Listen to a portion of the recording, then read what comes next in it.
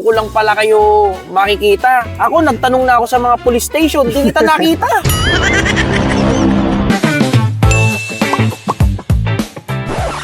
Dito ko lang pala kayo makikita. Ako, nagtanong na ako sa mga police station, di kita nakita.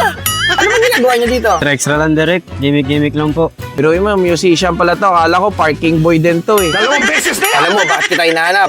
Para kunin po akong artist direct. Falde na mukha nito, kunin ko na daw artist. Ikaw, hindi kita hinahanap. Ang naghahanap sa'yo, mga pulis. O tara, doon tayo sa loob mag-usap.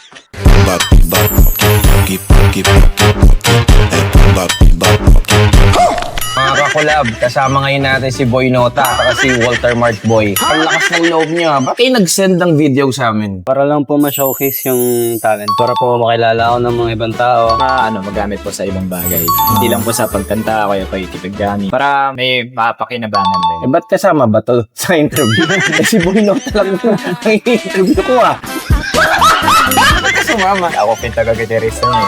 Ikaw talagang gitarista niya. Eh, anong sabi ng mga friends mo nung nakita nila yung video? Tuwan-tuwa po sila lalo na po nung tinawag nila po ang Boy Nota. Naging nickname ko na rin po siya. Bakit ka ba kamot ng it-it mo? Hindi ko makontrol yung kamay ko yan. Follow and share na at baka hindi mo na kami makita pa. Yay! Sabi niya po, kukunin niya po ako. Hindi. Ano, pa-content lang to eh. Sige na. Bayaran niyo yan ha. Oo. Oh, bye-bye.